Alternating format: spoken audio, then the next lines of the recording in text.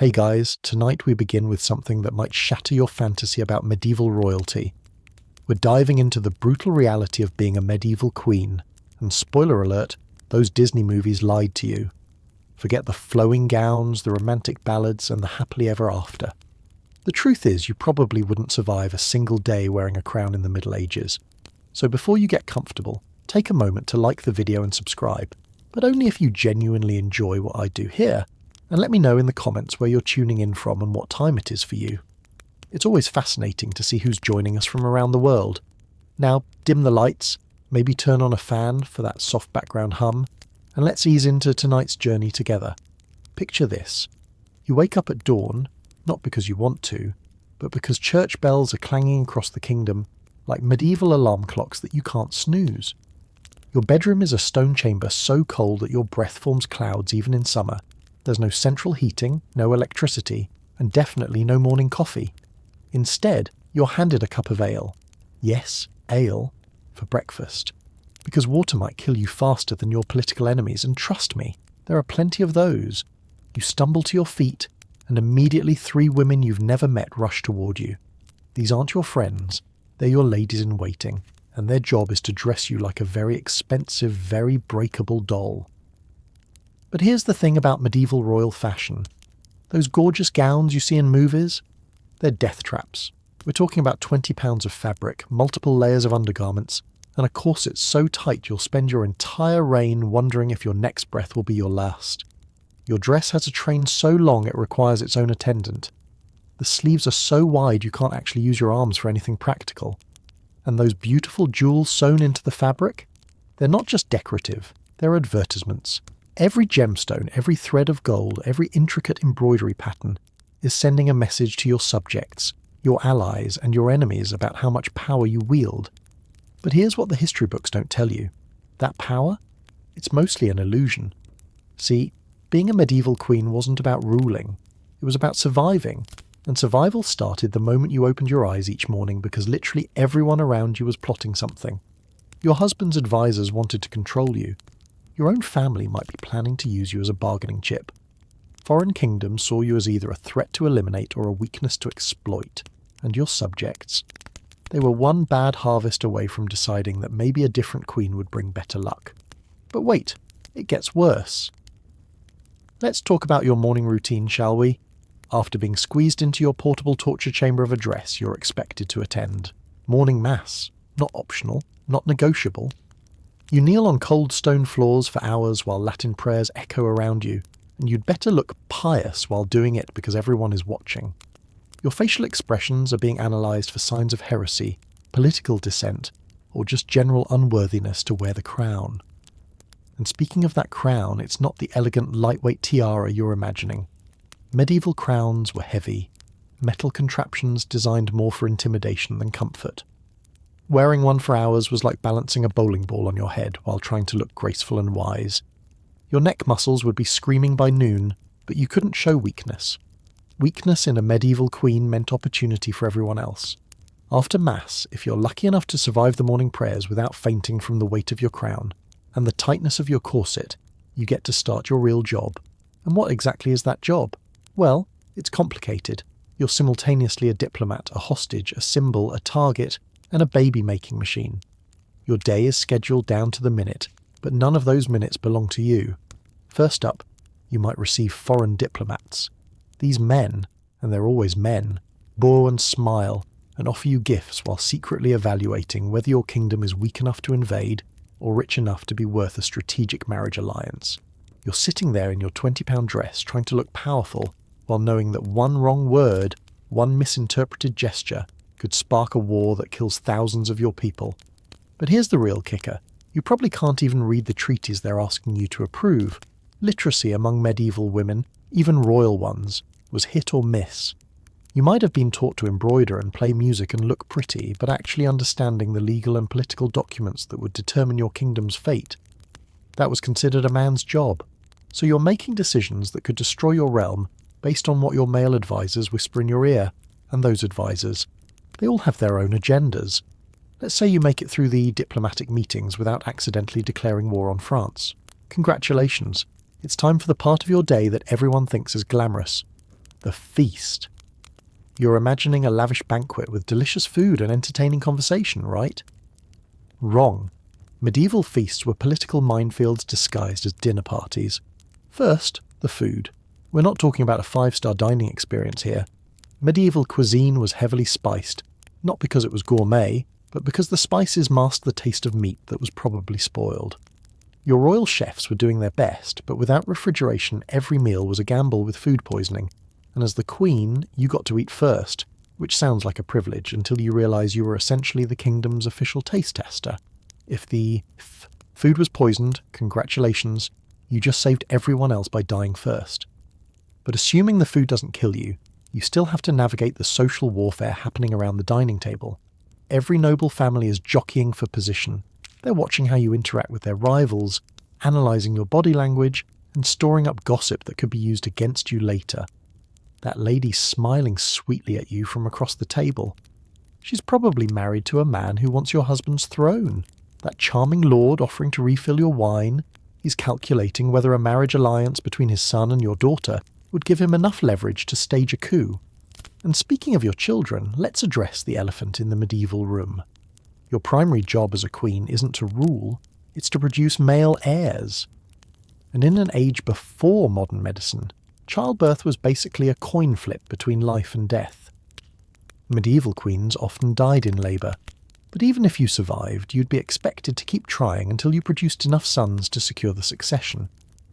Daughters were valuable too, but mainly as bargaining chips for future political marriages. The pressure to produce heirs wasn't just personal, it was political. If you failed to give the king sons, you could be divorced, exiled, or worse. Just ask Anne Boleyn how that worked out.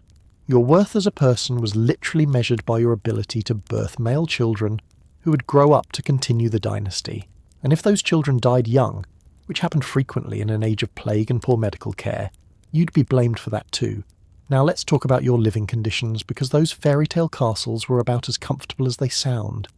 Medieval palaces were draughty, damp, and dark. Your royal chambers might have tapestries on the walls, but those weren't just decorative. They were desperately needed insulation against stone walls that never truly warmed up. You'd wake up to frost on the inside of your windows and go to sleep under piles of furs that still couldn't quite keep the chill away. Privacy? What's that? Your every movement was watched by servants, guards, advisors, and ladies-in-waiting. You couldn't have a private conversation, a quiet moment of reflection, or even use the bathroom without an audience. Those medieval castles didn't have private bathrooms. You had a chamber pot, and someone else's job was to empty it. Romantic, right? And let's not forget about hygiene. That beautiful long hair you see in all the paintings, it was probably crawling with lice.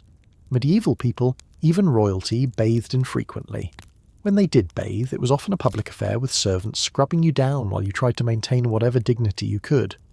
Deodorant hadn't been invented, perfume was expensive and rare, and dental care consisted of hoping your teeth didn't fall out before you died of something else. Your daily schedule was relentless. After surviving breakfast, mass, diplomatic meetings, and the social warfare of the feast, you might think you'd get some rest. Instead, you'd be expected to oversee the management of the royal household, which was basically running a small city. You had to manage hundreds of servants, approve expenses, settle disputes, and make sure the castle defences were maintained, all while wearing that £20 dress and metal crown, remember. But here's where it gets really interesting. Despite all this responsibility, you had almost no real power. Medieval queens were figureheads, symbols of their husband's authority rather than rulers in their own right. You could influence decisions through persuasion and political manoeuvring, but you couldn't issue direct orders or make unilateral choices.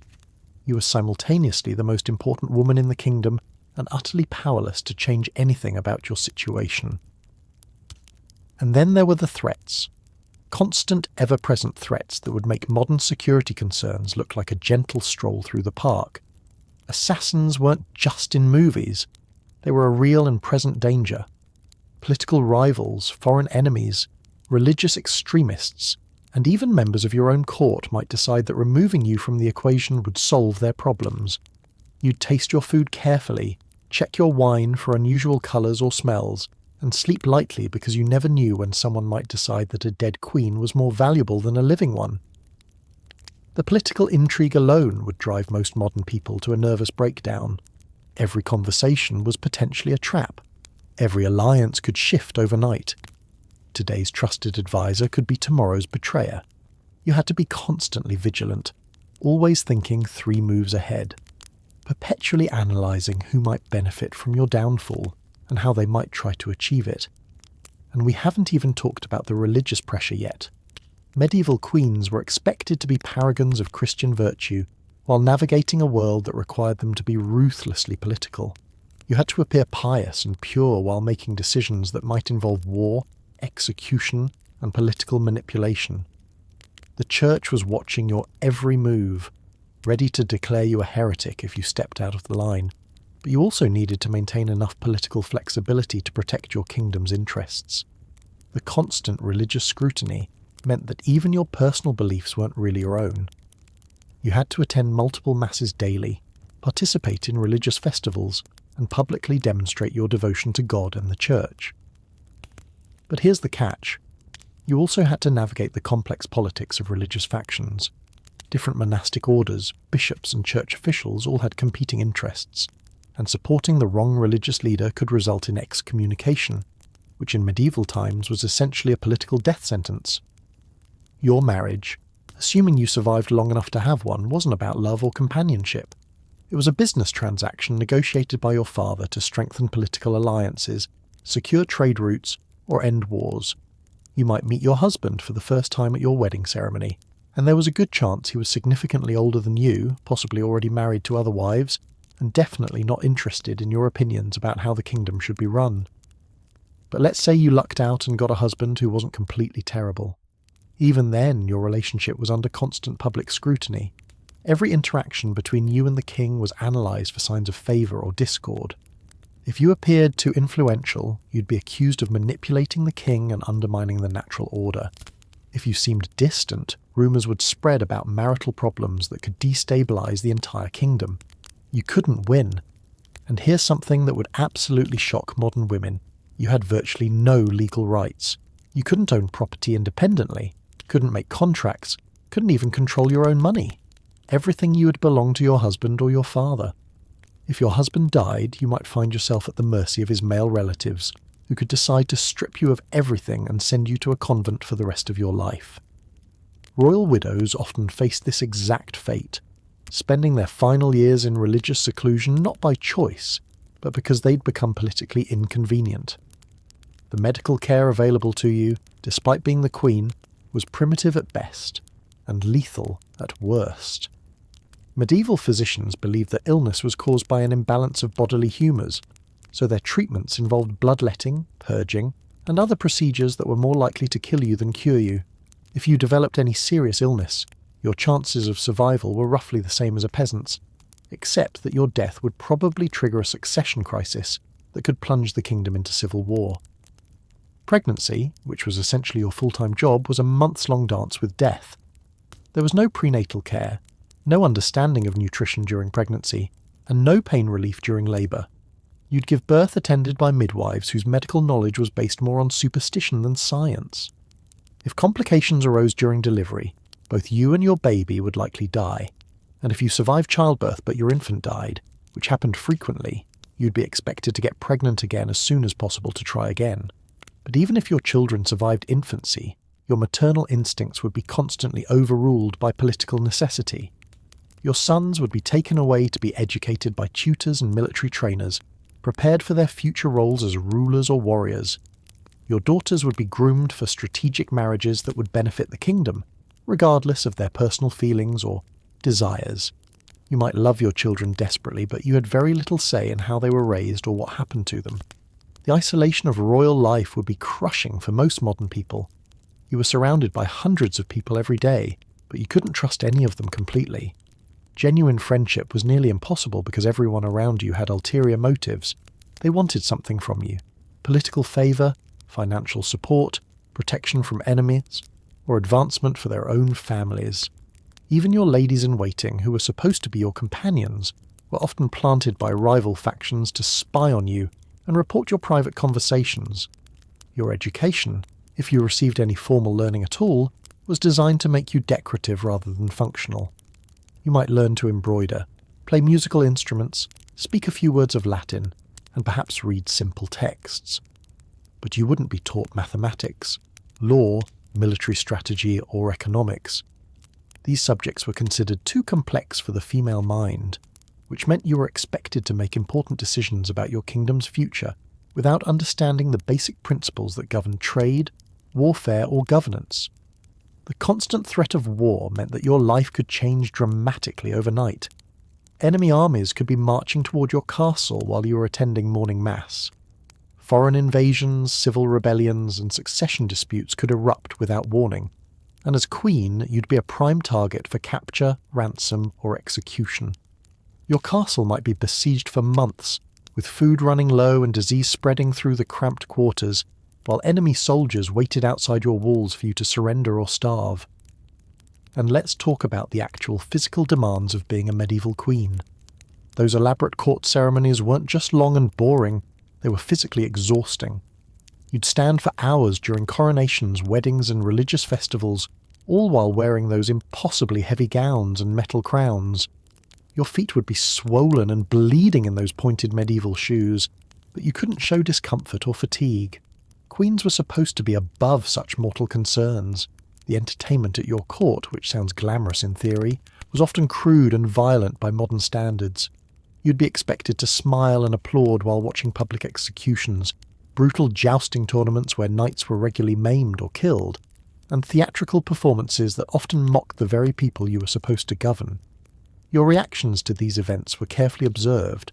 Showing too much sympathy for executed criminals could be seen as weakness, while appearing to enjoy violence too much could damage your reputation for Christian mercy. Your diet, despite being royal, was probably worse than what most modern people would feed their pets. Medieval preservation methods meant that much of your food was heavily salted, smoked, or pickled. Fresh fruits and vegetables were seasonal luxuries, and scurvy was a real concern even for royalty.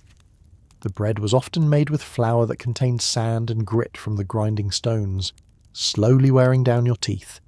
And remember, there was no dental care, so once your teeth started deteriorating, you were looking at a future of constant pain and eventual tooth loss. The lack of privacy extended to every aspect of your life, including your most intimate moments. Consummating your marriage wasn't a private affair between you and your husband. Witnesses were often required to ensure that the marriage was legally valid.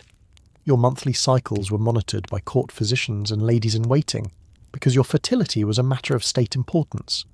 Even your bath time was supervised, partly for security reasons and partly because every aspect of a queen's body was considered public property. Weather wasn't just an inconvenience, it was a potential catastrophe. A harsh winter could mean food shortages that would test your kingdom's stability. Flooding could destroy crops and trade routes.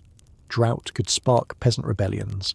And as queen, you'd be expected to have solutions for problems that were completely beyond anyone's control. If your people were starving because of a bad harvest, they'd look to you for answers, and if you couldn't provide them, your reign might be shorter than you'd hoped.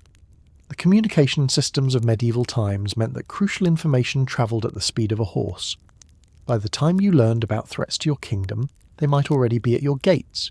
You could be planning a peaceful feast while enemy armies were burning villages just days away from your castle. The constant uncertainty and lack of reliable information would create a level of anxiety that would be unbearable for most modern people accustomed to instant communication and 24-hour news cycles. And here's perhaps the most chilling reality of all. Your life expectancy as a medieval queen was probably shorter than that of a modern middle-class citizen. Between the dangers of childbirth, primitive medical care, political violence, and the general hazards of medieval life, many queens didn't live to see their 40th birthday. You might spend your entire short life preparing for a future that you'd never get to see, sacrificing your health, happiness, and personal desires for a crown that could be taken from you at any moment by death, war, or political upheaval. But even if you somehow managed to navigate all of these daily horrors, there was one aspect of medieval queenship that would break most modern women before they even got started: the complete and utter lack of personal agency. You think you have bad days at work? Try being a medieval queen where your job description literally included produce male heirs or face potential execution. Your body wasn't your own. It belonged to the state, to the dynasty, to the political machinery that kept kingdoms running. Every aspect of your physical existence was monitored, controlled, and exploited for political gain.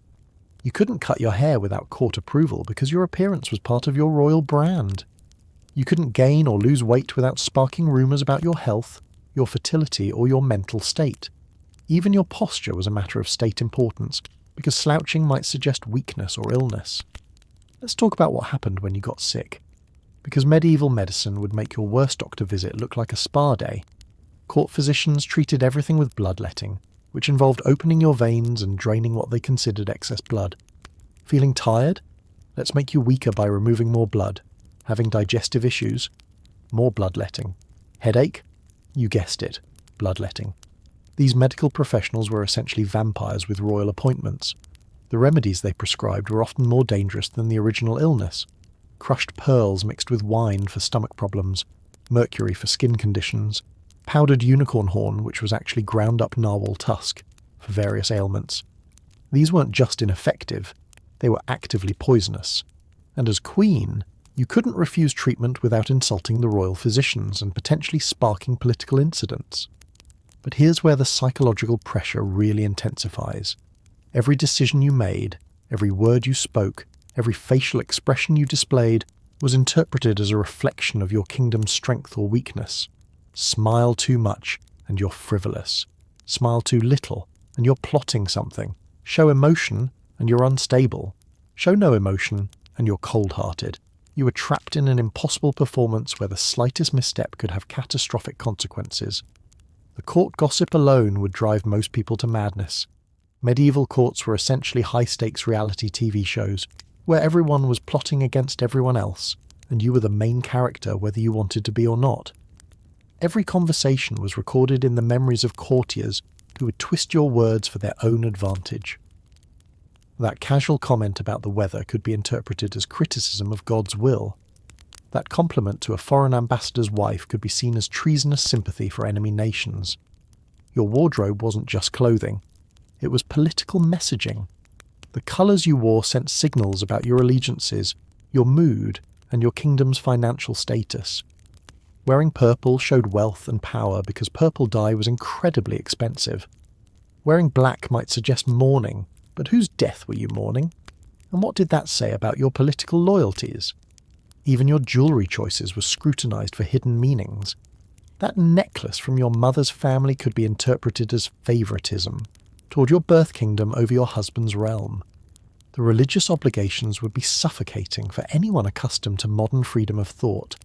You weren't just expected to be Christian, you had to be the perfect Christian, setting an example for your entire kingdom while navigating the complex politics of different religious factions. The Catholic Church wielded enormous political power, and bishops could make or break royal reigns through their support or opposition. You'd spend hours every day in prayer, not because you were particularly devout, but because failing to appear sufficiently pious could result in charges of heresy. And heresy wasn't just a religious crime, it was treason. Queens had been burned at the stake for religious infractions that modern people would consider minor theological disagreements. Your personal relationship with God was subject to public examination and political manipulation. The seasonal cycles that modern people barely notice would dominate your entire existence. Winter wasn't just cold and dark, it was a months-long siege against death. Food stores had to last until spring, and if they ran low, your people would starve. Peasant rebellions often started during harsh winters when hungry people decided that maybe their problems were caused by bad leadership. You'd spend those long winter nights listening to reports of food shortages, disease outbreaks, and growing unrest among your subjects. Spring brought relief from winter's hardships, but also new dangers. This was campaign season, when armies could move freely and wars typically began. You might wake up to news that neighbouring kingdoms were mobilising their forces, and by evening you could be planning evacuation routes in case your castle came under siege. Summer meant harvest time, when the success or failure of crops would determine whether your kingdom prospered or suffered through another difficult winter. The isolation from your birth family would be emotionally devastating. Once you married and became queen of a foreign kingdom, you might never see your parents, siblings, or childhood friends again.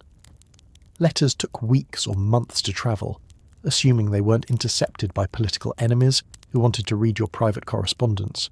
You were essentially kidnapped by marriage, taken from everything familiar and dropped into a foreign court where everyone spoke differently, followed different customs, and viewed you with a mixture of curiosity and suspicion. Your children, when you managed to produce them, would be taken from you at early ages for political and educational purposes. Sons were removed to be trained as warriors and rulers, often sent to other courts as hostages to ensure peace treaties. Daughters were groomed for strategic marriages from the moment they could walk. You might love them desperately, but you had no say in their upbringing, education, or future marriages. Your maternal instincts were considered political, weaknesses that could be exploited by enemies. The constant threat of assassination would create a level of paranoia that would be unbearable for most people. You'd taste your food carefully, checking for unusual flavours that might indicate poison. You'd sleep lightly, listening for sounds that might signal approaching assassins. You'd analyse every gift for hidden weapons or toxins. Even your closest servants could be bought by enemies, so you'd live in a state of permanent suspicion and fear. The economic pressures facing medieval kingdoms would give you nightmares that modern CEOs couldn't imagine. You weren't just managing a household budget, you were responsible for the financial survival of thousands of people. Trade routes could be cut off by wars or piracy. Crop failures could devastate your kingdom's economy. The cost of maintaining armies, building fortifications, and funding diplomatic missions could bankrupt entire realms. And if your kingdom went broke, neighbouring powers would smell weakness and start sharpening their swords. The legal system you'd be operating under would be incomprehensible to modern minds. Justice was often arbitrary, based more on political convenience than actual guilt or innocence. You might be forced to order executions of people you knew were innocent, because failing to punish perceived crimes could be seen as weakness. The concept of due process didn't exist. Accusations were often enough to warrant severe punishment, especially if the accusations came from politically powerful people. Your daily schedule would be so rigid and demanding that modern people would consider it a form of torture. Every minute was planned, every activity had political significance, and every interaction was a potential diplomatic incident. You couldn't decide to sleep late, take a day off, or even change your meal plans without consulting advisors and considering the political implications. Your life wasn't your own.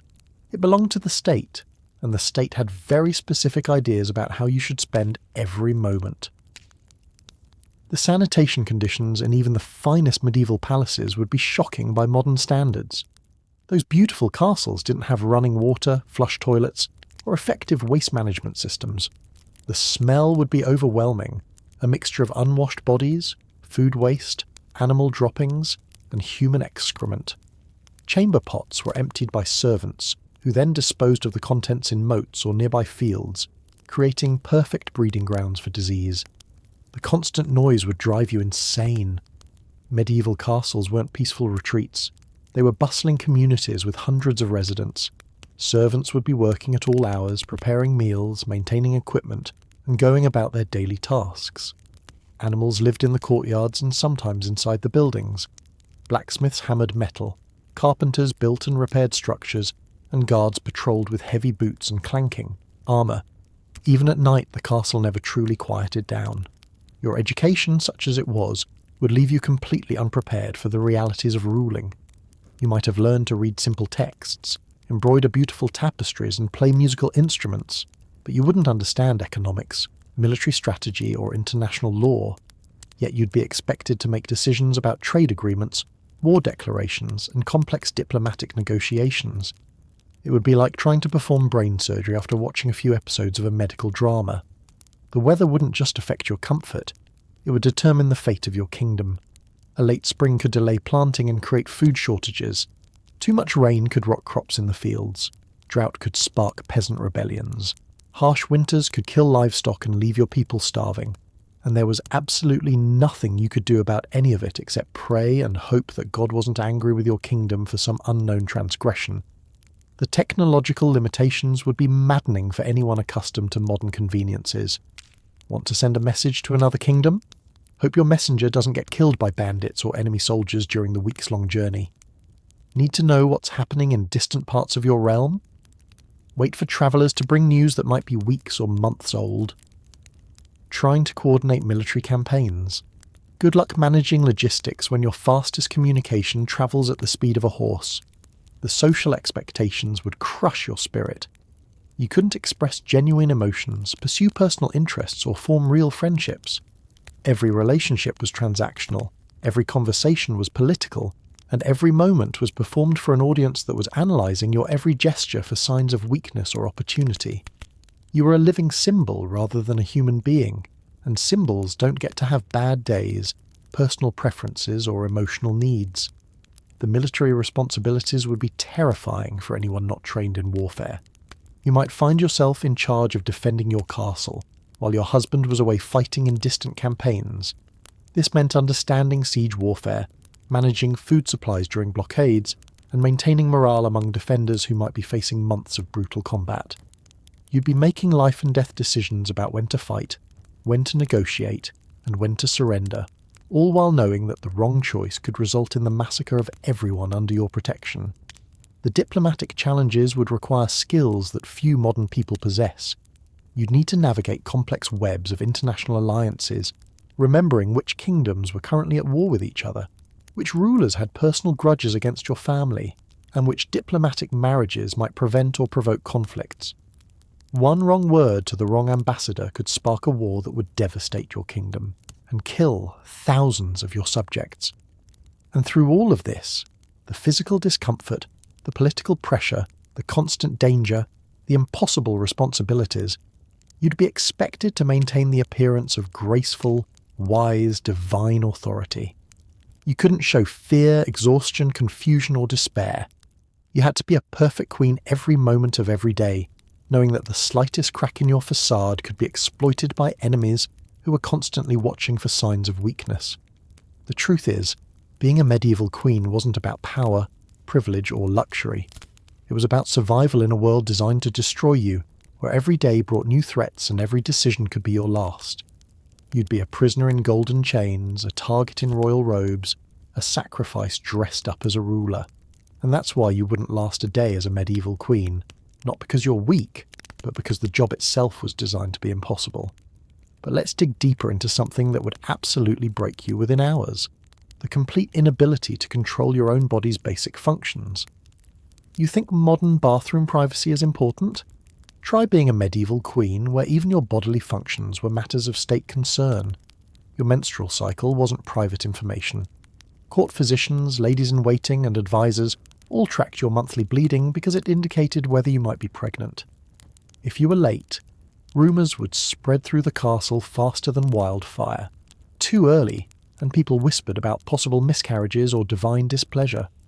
Your fertility was literally a matter of national security, and everyone from stable boys to foreign ambassadors had opinions about your reproductive health. When you did become pregnant, the nightmare truly began. Medieval pregnancy was essentially a 9-month death watch performed in public. You couldn't rest when you felt tired because appearing weak might suggest that your child would be sickly. You couldn't eat what you craved because certain foods were believed to influence the baby's character or appearance. Craving strawberries, your child might have birthmarks. Want spicy food, you might give birth to a temperamental heir who would start unnecessary wars. The superstition surrounding pregnancy would drive any rational person insane. You couldn't look at ugly people because it might deform your baby. You couldn't witness executions because the shock might cause a miscarriage. You couldn't even see certain animals because they were considered unlucky for pregnant queens. Your daily life became a minefield of arbitrary restrictions designed to protect a pregnancy that had maybe a 50-50 chance of ending successfully anyway. And when labour finally began, you entered a world of pain that makes modern childbirth look like a spa treatment. There was no anaesthesia, no sterile environment, no understanding of infection control. Midwives attended you with hands that hadn't been properly washed using instruments that hadn't been sterilised. If complications arose, your options were essentially pray harder or die in agony. But here's the truly horrific part. If you died in childbirth, which happened to countless medieval queens, your death would immediately be followed by political chaos. Your husband would need to remarry quickly to secure new alliances and produce more heirs. Your existing children might be declared illegitimate if it serves someone's political purposes. Your death wouldn't be mourned as the loss of a human being. It would be analysed as a strategic setback that needed immediate correction. Let's talk about the sexual expectations that would horrify modern women. Your wedding night wasn't a private moment between newlyweds. It was a diplomatic transaction witnessed by officials who needed to confirm that the marriage had been consummated. Your sexual relationship with your husband wasn't about love, pleasure, or even basic compatibility. It was about producing male heirs as quickly and efficiently as possible. You had no right to refuse your husband's advances, no matter how you felt physically or emotionally. Marital rape wasn't a crime. It was considered a husband's right and a wife's duty. If you failed to conceive quickly, the blame would fall entirely on you. Maybe you weren't praying hard enough, or perhaps God was punishing your kingdom through your barren womb. The possibility that your husband might be infertile was rarely considered, because male fertility was assumed to be both potent and divinely blessed. Your husband's extramarital affairs weren't just tolerated, they were expected. Medieval kings often had official mistresses, acknowledged bastard children, and entire secondary households dedicated to their romantic adventures. You were expected to smile graciously while other women bore your husband's children, and received expensive gifts that came from your kingdom's treasury. Showing jealousy or resentment would be considered petty and unqueenly. Meanwhile, if you so much as spoke privately with another man, rumours of adultery would spread through the court like plague. Adultery by a queen wasn't just infidelity, it was treason punishable by death. You could be executed for crimes ranging from actual affairs to simply appearing too friendly with male courtiers. The evidence required for conviction was often nothing more than gossip and political convenience.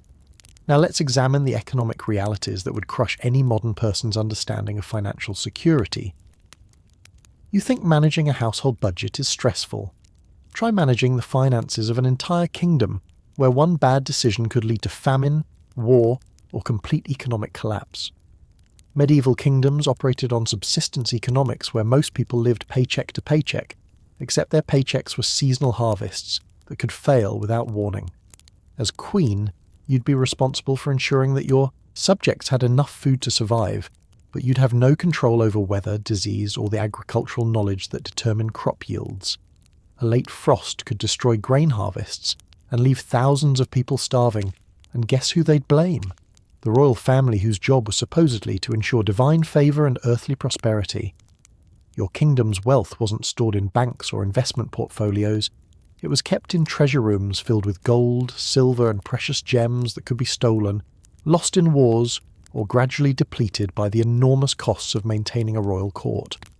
Paying for armies, feeding hundreds of castle residents, funding diplomatic missions and maintaining fortifications required constant income from taxes, trade and tribute that could disappear overnight if trade routes were disrupted or if your subjects decided they'd rather rebel than pay. The taxation system would give modern accountants nervous breakdowns. There were no standardized currencies, no reliable record-keeping systems, and no way to verify whether local officials were collecting the right amounts or skimming profits for themselves. You'd receive reports that might be completely fabricated, make financial decisions based on information that could be months out of date, and discover problems only after they'd already spiraled into crises. International trade was essentially legalized piracy, where merchants gambled their lives and fortunes on journeys that could be disrupted by wars, weather, bandits, or simple navigation errors. Your kingdom's prosperity might depend on salt mines that could flood, spice routes that could be blockaded, or wool production that could be devastated by sheep diseases. Economic planning meant hoping that nothing too catastrophic happened before the next harvest. But perhaps the most psychologically devastating aspect of medieval queenship was the complete isolation from authentic human connection. You were surrounded by people every moment of every day, but none of them could be trusted with your real thoughts, feelings, or fears. Your ladies-in-waiting weren't friends. They were spies placed by rival factions to monitor your behaviour and report your private conversations. That woman helping you dress might be noting whether you seemed nervous about an upcoming diplomatic meeting. The lady braiding your hair could be memorising your comments about other courtiers to repeat them to your enemies. Even your most casual remarks would be analysed for hidden meanings and used as ammunition in political warfare. Your conversations with your husband couldn't be honest because everything you said might influence his decisions about war, peace, or succession. Express doubt about a military campaign, and you might be accused of undermining royal authority. Show too much interest in politics, and you'd be labelled as manipulative and power-hungry. Your marriage was a public performance where genuine intimacy was not just impossible but dangerous. Religious confession, which was supposed to provide spiritual comfort, became another form of surveillance. Priests were often politically connected, and your sins, doubts, or fears shared in confession could easily become tools for your enemies. Even your relationship with God was subject to political manipulation and public scrutiny.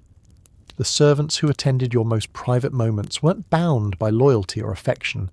They were employees who could be bought, threatened, or replaced by anyone with sufficient motivation. The woman who helped you bathe knew intimate details about your body that could be used to spread rumours about your health or fertility. The servant who cleaned your chambers could search through your personal belongings for evidence of secret correspondence or hidden loyalties. Your children, when you managed to have them, would be raised by tutors and governesses chosen for their political reliability rather than their genuine care for your offspring. You might love your sons and daughters desperately, but you'd have minimal influence over their education, their future marriages, or even their daily activities. They'd be trained from infancy to see you as a political figure rather than a mother, and their loyalty would be carefully managed to serve the interests of the state rather than family bonds. The entertainment and cultural activities that were supposed to provide relief from political pressures would actually intensify them. Those beautiful medieval feasts weren't relaxing dinner parties. They were elaborate performances where every guest was analysing your behaviour for signs of favour, weakness, or political opportunity. The musicians weren't there to soothe your nerves. They were performing propaganda designed to reinforce your husband's authority and your kingdom's prestige. The songs they sang often contained subtle political messages about recent military victories, divine approval of royal policies, or warnings to potential rebels about the consequences of disloyalty. The dancing wasn't recreational exercise, it was a complex social ritual where your choice of partners sent messages about political alliances, your energy level indicated your health and fertility, and your gracefulness demonstrated your worthiness to wear the crown. One stumble could spark rumours about divine displeasure or declining mental capacity. Even the food served at these events was political theatre. Expensive spices demonstrated your kingdom's wealth and trade connections. Exotic dishes showed your court's sophistication and international influence. The order in which dishes were served and the portions given to different guests all communicated subtle messages about status, favour and power relationships. The hunting expeditions that medieval nobles enjoyed weren't peaceful outdoor adventures, they were military training exercises disguised as entertainment. You'd be expected to participate in activities that could easily result in serious injury or death, all while maintaining the appearance of enjoying yourself. Falling from a horse, being trampled by wild boar, or simply getting lost in unfamiliar wilderness were constant possibilities that added yet another layer of danger to your already precarious existence. The literary and artistic culture of medieval courts, which sounds sophisticated and enlightening, was actually another form of political manipulation. The books available to you would be carefully selected to reinforce approved religious and political ideas. The paintings and tapestries decorating your living spaces would depict scenes chosen to remind you of your duties, your kingdom's glory, and the consequences of stepping out of line. Even your personal prayers and private devotions would be monitored for signs of heretical thinking or dangerous political sympathies. Reading the wrong religious text, asking the wrong theological questions, or appearing insufficiently devout could result in charges of heresy that would end your reign and possibly your life. The seasonal celebrations and religious festivals that punctuated the medieval calendar weren't joyful community gatherings.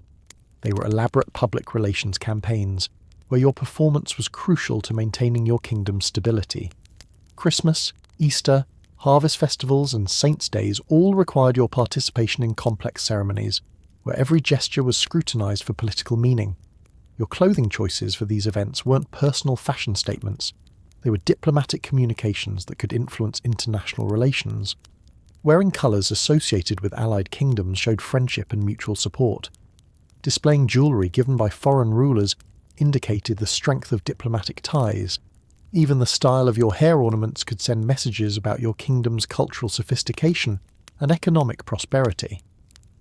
The gift-giving traditions associated with these celebrations were actually elaborate systems of political bribery and diplomatic signalling. The presents you received would be carefully catalogued and analysed for their value, origin, and symbolic meaning. The gifts you gave in return had to be calibrated precisely to maintain proper relationships without appearing either stingy or wastefully extravagant. And through all of this complexity, danger, and constant performance, you'd be expected to maintain not just the appearance of happiness and contentment, but genuine serenity and wisdom. Medieval queens were supposed to be living saints who embodied divine grace, maternal warmth, and royal dignity simultaneously. You couldn't have bad days, emotional breakdowns, or moments of human weakness without risking your crown and possibly your life. The physical toll of this constant stress would age you rapidly, and damage your health in ways that would be unthinkable for modern royalty. The combination of poor nutrition, primitive medical care, repeated pregnancies, and relentless psychological pressure would leave you looking decades older than your actual age. Medieval portraits of queens often show women who appear exhausted, haunted, and prematurely aged by the impossible demands of their position. But here's the final, crushing reality that would break even the strongest modern woman. You'd know, deep in your heart, that despite all your suffering and sacrifice, your reign would probably end in failure, disgrace, or violent death. Medieval history is littered with queens who were executed, exiled, or simply forgotten after being discarded by husbands who needed new political alliances or fresh young wives to produce more heirs. Your legacy wouldn't be determined by your intelligence, compassion, or leadership abilities. It would be measured solely by your success in producing male heirs and avoiding political scandals. Queens who changed laws, improved their subjects' lives, or demonstrated remarkable courage and wisdom were often remembered primarily for their reproductive failures or their inability to prevent their husband's military defeats. Even if you managed to survive your husband and rule as a regent for your young sons, you'd face constant challenges to your authority from male relatives who believed that women were inherently unfit to govern. Your every decision would be questioned, your motives would be suspect, and your policies would be reversed the moment your sons came of age or your political enemies gained sufficient power to remove you. This is why you wouldn't last a day as a medieval queen. Not because you lack courage, intelligence, or determination, but because the role itself was designed to be an impossible balance of contradictory demands that would destroy anyone who attempted to fulfill them. You'd be asked to be simultaneously powerful and submissive, wise and obedient, independent and utterly dependent, human and divine. The crown that looks so beautiful in paintings and movies was actually a symbol of imprisonment, marking you as a valuable hostage in a political system that valued your uterus more than your mind, your bloodline more than your character, and your symbolic importance more than your actual humanity. And that's the truth about medieval queenship that no fairy tale will ever tell you. The morning routines we've covered so far would seem like luxury compared to what came next in your royal schedule. Because after surviving the physical torture of getting dressed and the psychological warfare of breakfast, you'd face something that would make modern job interviews look like gentle conversations with friends, receiving petitioners. Every day, hundreds of your subjects would line up outside your throne room, each one carrying problems that could destroy your kingdom if handled incorrectly. These weren't simple requests for help. They were legal landmines wrapped in desperate pleas, and you'd have maybe 30 seconds to make decisions that could spark civil wars or economic collapse. Picture this. A merchant claims his business partner stole his goods. Sounds straightforward, right? Except the accused partner is the nephew of your husband's most important military commander. The merchant is from a rival kingdom that's been threatening your borders. The stolen goods might be weapons that could be used against you, And oh, by the way, the merchant's testimony could be completely fabricated because he's actually a spy gathering intelligence about your court's decision-making process. You'd have to navigate these situations without legal training, without investigative resources, and without the luxury of time to gather facts. Your judgment would be final, immediate, and scrutinized by everyone present for signs of weakness, bias, or incompetence. Make the wrong choice, and you could accidentally declare war on an ally, bankrupt your treasury, or create precedents that would haunt your kingdom for generations. But the petitioners weren't just bringing legal disputes. They'd arrive with plagues, famines, and natural disasters that somehow became your personal responsibility to solve. A village's well is dried up. Obviously the queen should fix it. Crops are failing because of unusual weather. Clearly you've angered God somehow. Bandits are attacking trade caravans. Time for you to single-handedly solve the crime problem with your vast knowledge of law enforcement. The expectations placed on medieval queens were essentially magical. Your subjects believed that royal blood came with supernatural problem-solving abilities, divine wisdom, and unlimited resources. They'd bring you challenges that would stump modern governments with teams of experts, advanced technology, and billion-dollar budgets, then expect you to provide perfect solutions on the spot while wearing a £20 dress and a metal hat. And here's where the psychological pressure would crush anyone accustomed to modern support systems. You couldn't admit ignorance, ask for help, or request time to research solutions. Saying "I don't know" wasn't just embarrassing, it was politically suicidal. Queens were supposed to possess inherent wisdom that made them capable of solving any problem through divine inspiration and royal intuition. The language barriers alone would drive you insane. Your kingdom probably contained dozens of different dialects and languages, but you'd be expected to understand every petition regardless of how it was presented.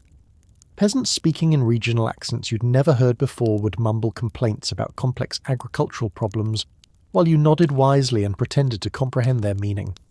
Legal terminology in medieval times was deliberately obscure and constantly changing based on local customs, religious interpretations, and political convenience. Words that meant one thing in your kingdom might have completely different meanings in neighbouring territories, and misunderstanding these nuances could accidentally commit you to military alliances, trade agreements, or marriage contracts you never intended to accept. The record-keeping systems that tracked these royal decisions were primitive and unreliable. Scribes might misunderstand your rulings, deliberately alter them to serve their own interests, or simply forget to document important details. You could make a judgment that seemed reasonable at the time, only to discover months later that it had been implemented completely differently and created chaos throughout your realm. But let's talk about something that would absolutely terrorize modern people: the complete lack of privacy during your most vulnerable moments. We've touched on this before, but the reality was even worse than you're imagining. Your bathroom habits weren't just observed, they were analysed as indicators of your health, fertility, and divine favour. Medieval medical theory held that bodily functions revealed crucial information about a person's spiritual condition and political fitness. The colour, smell, and consistency of your waist would be examined by court physicians who would then make pronouncements about your ability to rule effectively. Constipation might be interpreted as a sign that you were holding back important decisions that could benefit the kingdom. Diarrhea could indicate that you were weak-willed and letting important matters slip away. Your sleeping patterns would be monitored and reported to your husband's advisors. Restless nights might suggest guilty consciences or treasonous thoughts. Sleeping too soundly could indicate laziness or indifference to your royal duties. Even your dreams would be considered politically relevant, especially if you talked in your sleep or seemed distressed during the night. The servants who attended you during these private moments weren't bound by any confidentiality agreements. They could sell information about your personal habits to foreign spies, ambitious courtiers, or anyone willing to pay for intelligence about the Queen's private life. Your most embarrassing moments could become diplomatic weapons used against your kingdom in international negotiations. The bathing rituals that medieval nobility practiced weren't relaxing self-care routines. They were public ceremonies where your body would be scrutinized for signs of disease, pregnancy, or divine displeasure. Birthmarks could be interpreted as supernatural signs. Scars from childhood accidents might be seen as evidence of past sins or future misfortunes. Even the way your skin reacted to different soaps and oils would be noted and discussed by court observers.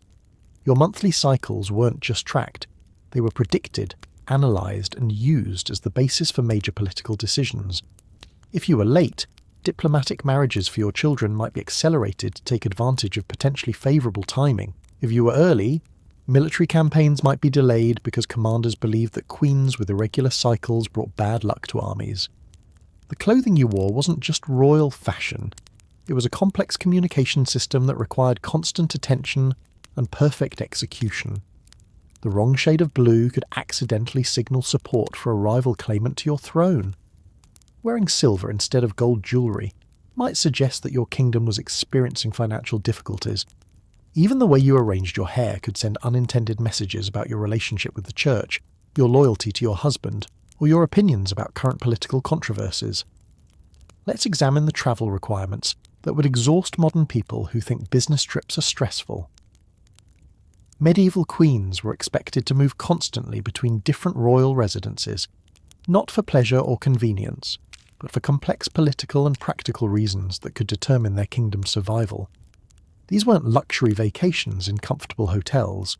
They were grueling expeditions that required moving your entire household, including hundreds of servants, guards, animals, furniture, food supplies, and ceremonial equipment across primitive roads that were barely more than dirt paths carved through dangerous wilderness. Every journey was a military operation that could take weeks or months to complete. The logistics alone would overwhelm modern event planners with unlimited budgets and advanced technology.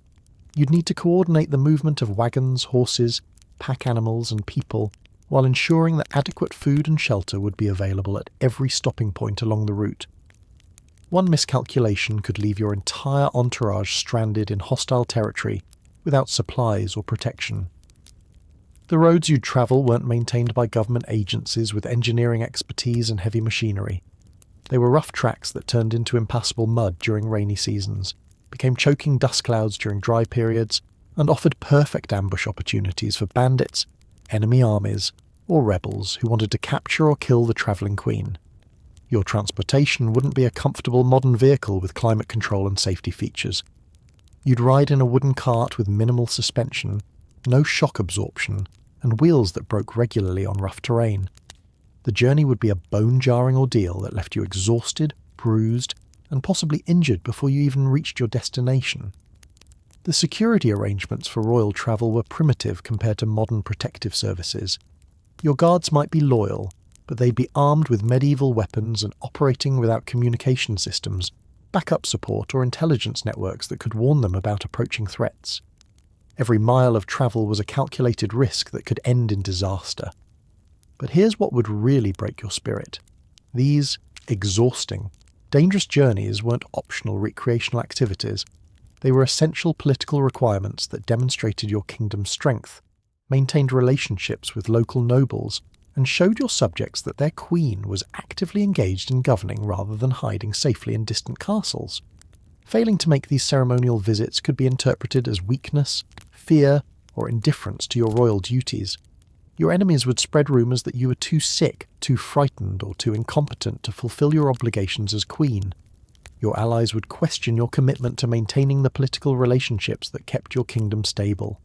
The accommodations during these travels would shock anyone accustomed to modern hospitality standards. You'd stay in castles, monasteries, or manor houses that might not have been cleaned or prepared for royal visits. The beds could be infested with insects, the food might be spoiled or poorly prepared, and the sanitation facilities would be primitive even by medieval standards. Your hosts weren't neutral service providers. They were political actors with their own agendas who would use your visit to advance their interests, gather intelligence about your kingdom's affairs, or demonstrate their own importance to other nobles. Every meal, every conversation, and every ceremonial exchange would be carefully orchestrated to serve purposes that might conflict with your own political needs. The weather wouldn't just affect your comfort. It could turn routine travel into life-threatening ordeals. Sudden storms could trap your entourage in dangerous locations for days or weeks. Flooding could make rivers impassable and force you to take longer routes through territory controlled by hostile forces. Snow could block mountain passes and leave you stranded in inadequate shelter with limited food supplies.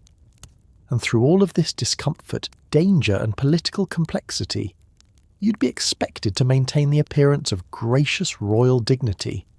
You couldn't complain about uncomfortable accommodations, express fear about dangerous routes, or show exhaustion from the physical demands of constant travel. Queens were supposed to glide serenely through any challenges while radiating confidence and divine authority.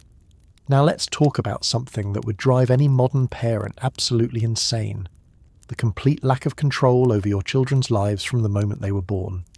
You think helicopter parenting is stressful? Try being a medieval queen where your maternal instincts were considered political liabilities, and your children's welfare was secondary to diplomatic necessities. Your sons would be removed from your care as soon as they were old enough to begin their education, usually around age 7. They'd be sent to other courts as hostages to guarantee peace treaties, or placed with tutors who would train them to be warriors and rulers according to principles that might contradict everything you believed about raising children. These weren't boarding schools with visiting days and family vacations. Once your boys left your household, you might not see them again for years. Their education would focus on military training, political strategy, and leadership skills that emphasized aggression, dominance, and emotional detachment. The loving, gentle children you'd nurtured as babies would be systematically transformed into medieval warriors who viewed compassion as weakness and family bonds as potential political vulnerabilities. Your daughters faced an even more heartbreaking fate. They'd be groomed from infancy for strategic marriages that would benefit your kingdom's political interests regardless of their personal happiness or compatibility with their future husbands. Their education would focus on accomplishments that would make them attractive: marriage prospects, languages, music, embroidery, and the subtle arts of political manipulation. But here's the truly crushing part. You'd be expected to participate enthusiastically in arrangements that would essentially sell your daughters to foreign kingdoms in exchange for military alliances, trade agreements, or territorial concessions. Mothers were supposed to celebrate these diplomatic marriages as honours for their families, rather than tragedies that would separate them from their children forever. The ages at which these marriages were arranged would horrify modern parents. Girls as young as 12 or 13 would be promised to adult men they'd never met, in countries they'd never visited, speaking languages they'd never learned. Your maternal protests would be dismissed as sentimental weakness that interfered with essential state business. Even when your children remained in your household, their daily lives would be controlled by tutors, governesses, and advisors who answered to your husband rather than to you. You might disagree with their educational methods, their disciplinary approaches, or their political indoctrination, but your opinions would be considered irrelevant because child-rearing was viewed as too important to be left to maternal sentiment.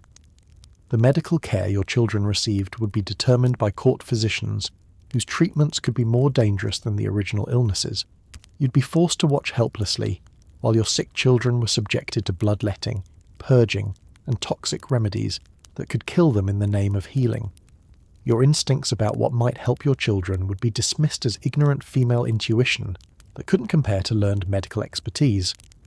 Religious education would be mandatory and intensive, designed to ensure that your children's spiritual development served the political needs of the kingdom rather than their personal growth. They'd be taught to view themselves as divine instruments whose individual desires were less important than their dynastic duties. Your role as their mother would be systematically minimized in favor of their obligations to God, country, and royal bloodline. The friendships your children formed would be monitored and manipulated to serve political purposes. Their playmates would be chosen from families whose loyalty needed to be secured or whose influence needed to be cultivated.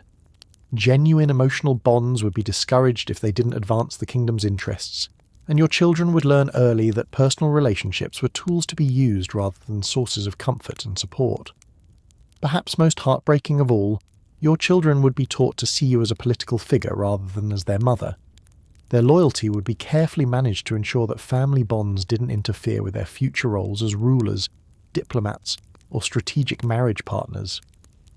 The natural parent-child relationship that modern families take for granted would be systematically undermined by a system that viewed emotional attachments as dangerous distractions from political duty. And if your children died young, which happened frequently in an age of primitive medicine and poor sanitation, you'd be expected to grieve publicly in ways that demonstrated appropriate royal sorrow without suggesting that God's will should be questioned or that royal policies might need to be changed. Your personal loss would become a political event that required careful management to prevent it from destabilizing the kingdom or encouraging enemy attacks. The succession planning that surrounded your children would be a constant source of anxiety and political manipulation. Your sons would be pitted against each other to determine who was most worthy of inheriting the throne, creating family rivalries that could explode into civil wars. Your daughters would be evaluated primarily for their potential value as marriage prizes, reducing them to economic assets in your kingdom's diplomatic portfolio. Through all of this systematic destruction of normal family relationships, you'd be expected to smile proudly and speak glowingly about how honoured you were to sacrifice your children for the greater good of the realm. Expressing maternal anguish, questioning the wisdom of political arrangements, or showing preference for your children's happiness over their dynastic utility would be considered selfish and potentially treasonous. This is why you wouldn't last a day as a medieval queen. Not because you lack intelligence, courage, or leadership ability, but because the role required you to systematically destroy your own humanity in service of a political system that valued you only for your ability to produce and sacrifice the children you loved most in the world. The crown wasn't a symbol of power, it was a mark of ownership by forces beyond your control. And the throne wasn't a seat of authority. It was a trap designed to consume everything that made you human, while demanding that you smile gratefully for the privilege of being devoured by history. But the physical and emotional devastation we've covered so far pales in comparison to something that would shatter any modern woman's sense of justice and personal agency. The legal system you'd be forced to navigate as a medieval queen, because in a world where women had fewer rights than livestock, being royal didn't grant you legal protection. It made you a more valuable target. Let's start with something that would make your blood boil. You couldn't own property, not land, not money, not even your own jewellery. Everything you possessed legally belonged to your father before marriage and your husband afterward. That beautiful crown on your head, not yours. Those royal estates that provided your income, your husband's. Even the clothes on your back were technically his property that he allowed you to wear. But here's where it gets truly insane. If you were accused of adultery, which was essentially treason when committed by a queen, the evidence required for conviction was laughably thin. A single witness claiming they saw you speak privately with another man could be enough to send you to the execution block. Meanwhile, your husband could parade his mistresses through the palace, father children with half the serving girls, and nobody would even blink. The trial process would be a sick joke designed to ensure your guilt regardless of the facts. You wouldn't have the right to legal representation, the right to cross-examine witnesses, or even the right to present evidence in your own defence. The judges would be your husband's appointees who knew exactly what verdict was expected of them. Your fate would be decided before you ever set foot in the courtroom, and if you somehow survived the initial accusations, you'd face trial by ordeal, a medieval justice system that makes Russian roulette look like a reasonable way to determine guilt. You might be forced to carry red-hot iron bars with your bare hands, plunge your arms into boiling water, or undergo other tortures designed to let God reveal your innocence through your ability to endure agony without permanent injury. The logic was beautifully circular. If you survived without serious harm, God was protecting you because you were innocent. If you were maimed or died, obviously you were guilty and deserved punishment. Either way, the system was rigged to provide the politically convenient outcome while maintaining the illusion of divine justice. But let's talk about something even more terrifying than the legal system. The medical procedures you'd be subjected to in the name of royal healthcare. Medieval medicine wasn't just ineffective, it was actively trying to kill you through treatments that would be considered torture by modern standards. Feeling tired? Time for bloodletting, where physicians would open your veins and drain several pints of blood to restore your bodily humours. This procedure was performed with unwashed instruments and sanitary conditions, virtually guaranteeing infections that could kill you faster than whatever ailment you originally complained about. Having trouble conceiving? Prepare for treatments that included inserting herbs, metals, and animal products into your most intimate areas. These medieval fertility treatments often caused infections, scarring, and permanent damage that actually reduced your chances of successful pregnancy while causing excruciating pain. Experiencing headaches or mood changes? Obviously your brain needed to be rebalanced through trepanation, a procedure where surgeons would drill holes in your skull to release evil spirits or excess pressure. This was performed without anesthesia, antiseptics, or any real understanding of brain anatomy. Most patients died from the procedure itself or from subsequent infections. The physicians treating you weren't trained doctors in any modern sense. They were often barber surgeons whose primary qualifications were steady hands and strong stomachs. Their medical knowledge came from ancient texts that had been copied and recopied for centuries, accumulating errors and superstitions with each translation. These medical practitioners believed that women's bodies were inherently flawed versions of men's bodies, with reproductive organs that were essentially internal penises that had failed to develop properly. This fundamental misunderstanding of female anatomy led to treatments that were not just useless, but actively harmful. Your menstrual cycle was considered a disease that needed to be cured through bloodletting, purging, and dietary restrictions that would leave you weak and malnourished. Pregnancy was treated as an illness that required constant medical intervention, including procedures that increased the risk of miscarriage and maternal death. The medications prescribed for royal patients were often more dangerous than beneficial. Mercury was commonly used to treat various ailments, slowly poisoning patients while physicians praised its effectiveness.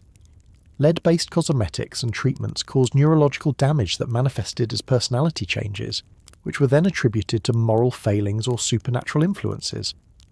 But here's what would really drive you to despair: the complete impossibility of maintaining any meaningful relationships in a world where everyone around you was either using you for political gain or could be killed for getting too close to you. Your friendships couldn't be genuine because every person in your social circle had been placed there for strategic reasons. That charming lady-in-waiting who seems so sympathetic, she's the daughter of a nobleman who needs royal favour to secure his lands. That wise advisor, who gives such helpful counsel. He's positioning himself to influence your decisions about trade policies that will benefit his family's business interests. Even your relationships with other royal women were poisoned by political necessity. You couldn't trust queens from allied kingdoms because their loyalty would always belong to their own realms first. You couldn't confide in noblewomen from your own court because they might use your private thoughts as weapons against you or as currency to buy favour with your enemies. The servants who attended your most private moments weren't friends despite their intimate access to your daily life. They were employees whose loyalty could be purchased by anyone willing to pay more than you could afford. The woman who helped you dress each morning might be reporting details about your health, your moods, and your conversations to foreign spies or domestic rivals. Your children, as we've discussed, would be systematically trained to view you as a political figure rather than as their mother. The natural bonds of love and trust that should exist between parents and children were deliberately undermined by a system that viewed emotional attachments as dangerous weaknesses that could compromise royal duty. Even your relationship with God was mediated by priests who served political masters rather than divine truth. Your confessions weren't private conversations with the Almighty. They were intelligence-gathering sessions where politically connected clergy could learn about your doubts, fears, and potential vulnerabilities. The isolation would be absolute and crushing. You'd be surrounded by hundreds of people every day while being emotionally alone in ways that would drive most modern people to complete psychological breakdown. The human need for genuine connection, for relationships based on mutual affection rather than political calculation, would go completely unfulfilled throughout your entire reign. And here's perhaps the cruelest irony of all: you'd be expected to project warmth, wisdom, and maternal care toward your subjects while being denied those same qualities in your own life. You'd have to smile lovingly at the peasant children who approached your royal processions while knowing that your own children were being raised by strangers according to principles that prioritize political utility over emotional well-being. Let's examine the religious obligations that would consume your life in ways that modern people can barely comprehend. Being a medieval queen wasn't just about ruling. It was about serving as the kingdom's primary representative to God, a responsibility that carried terrifying consequences for both your soul and your political survival. Your daily schedule would be dominated by religious observances that weren't optional or personal. You'd attend multiple masses each day, participate in lengthy prayer sessions, and observe dozens of religious festivals throughout the year. These weren't brief symbolic appearances. They were hours-long ordeals that required perfect behaviour while wearing uncomfortable clothing and maintaining royal dignity despite physical exhaustion. The theological requirements would be impossibly, complex for someone without extensive religious education. You'd need to understand subtle doctrinal differences between various religious orders, navigate the political implications of supporting different monastic communities, and make decisions about church appointments that could affect your kingdom's relationship with Rome and other Christian powers.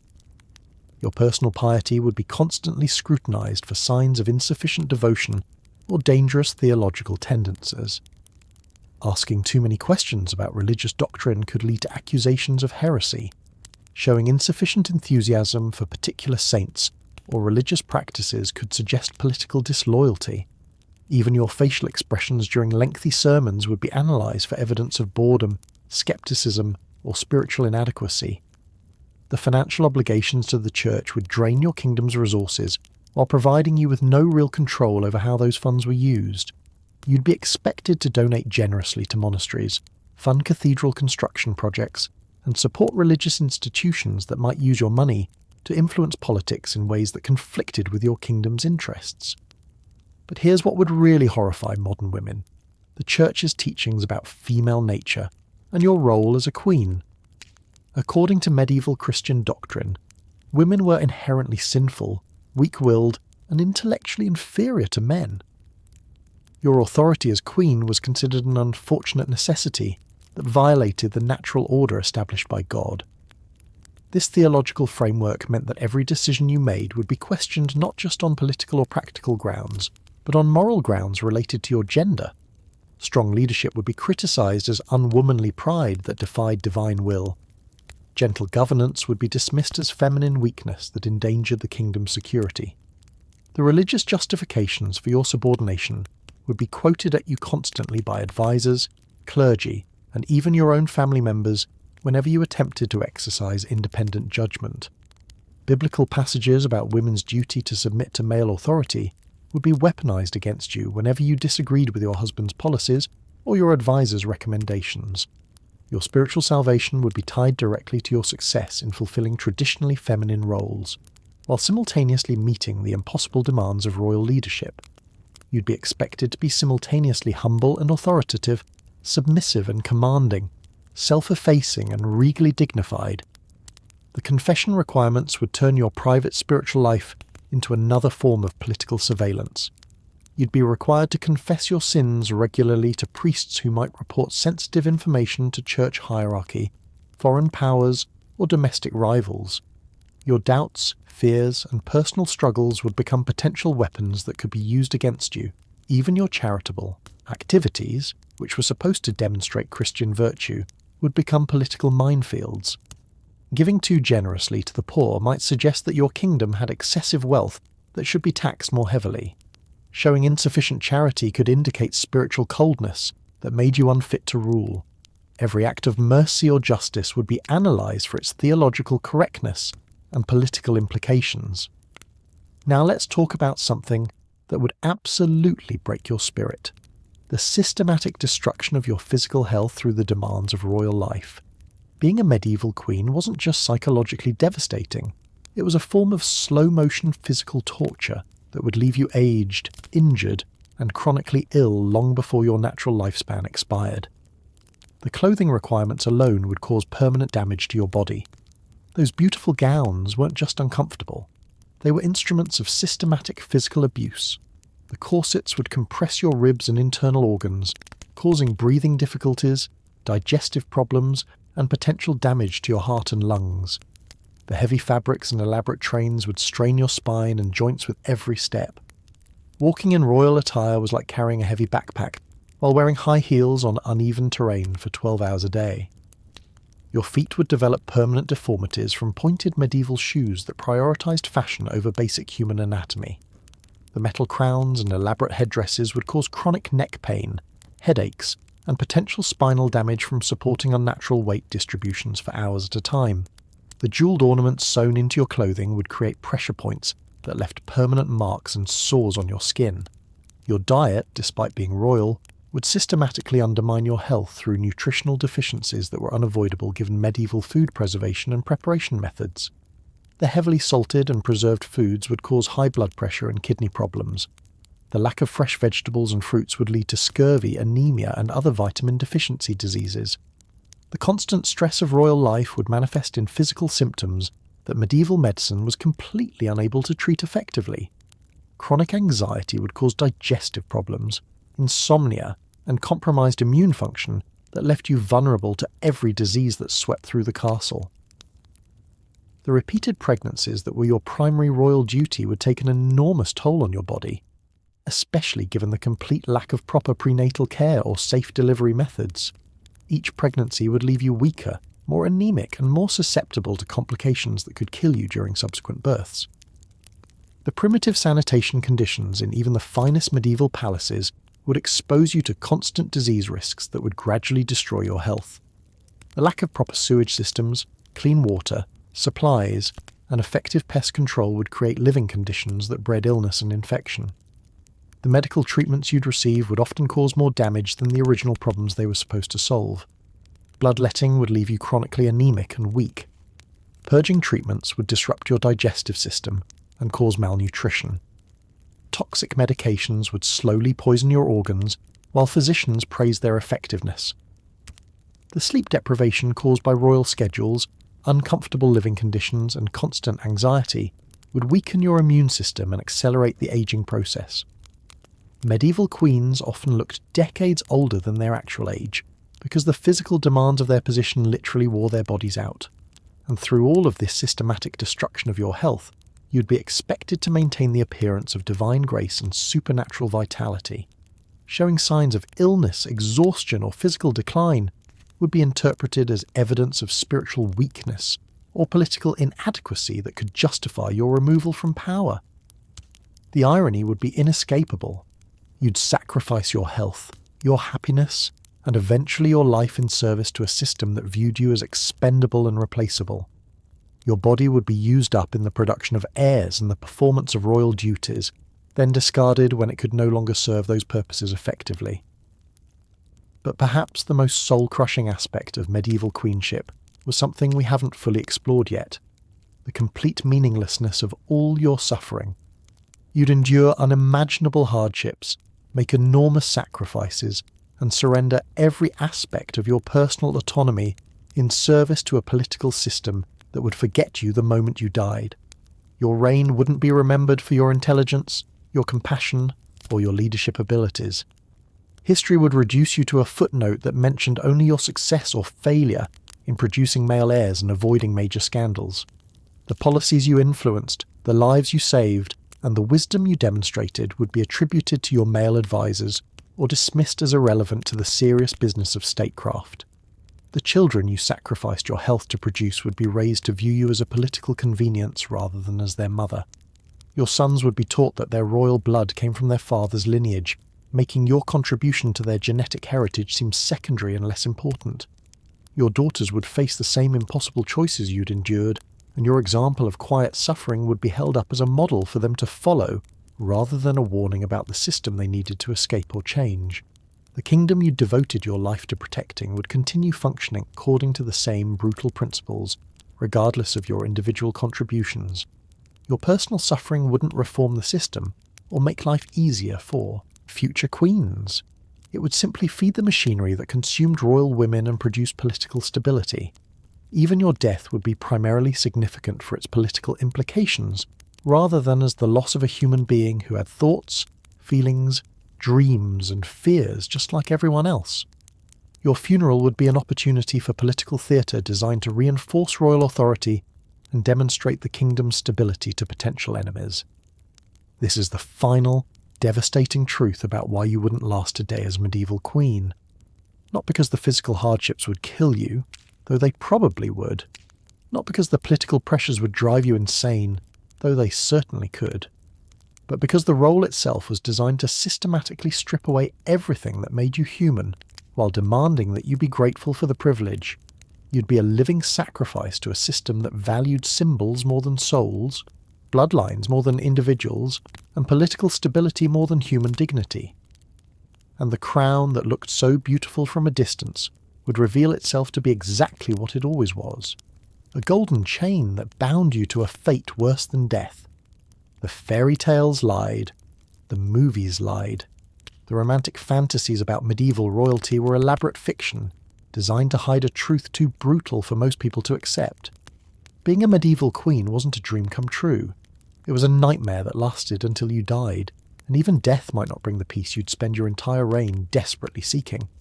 So the next time you see a movie about a medieval princess who lives happily ever after, remember what you've learned here.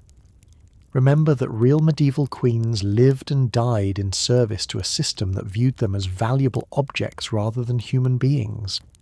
And be grateful that you live in a time when women can choose their own destinies, control their own bodies, and determine their own worth. Because you wouldn't last a day as a medieval queen. And that's not a weakness on your part. That's a testament to your humanity, your dignity, and your understanding that no crown is worth the price those women were forced to pay. The worst part about all of this systematic destruction of your humanity would be the slow realization that you were completely powerless to change any of it. You'd watch other queens around you succumb to the same fate, some dying in childbirth, others executed for political convenience, still others simply disappearing into history without a trace. And you'd know with absolute certainty that you were next. But let's talk about something that would drive you to complete despair within hours of taking the throne. The economic realities that would make modern bankruptcy look like a minor inconvenience.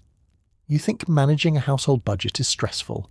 Try managing the finances of an entire kingdom where every decision could lead to famine, rebellion, or invasion by neighbouring powers, who smelled economic weakness.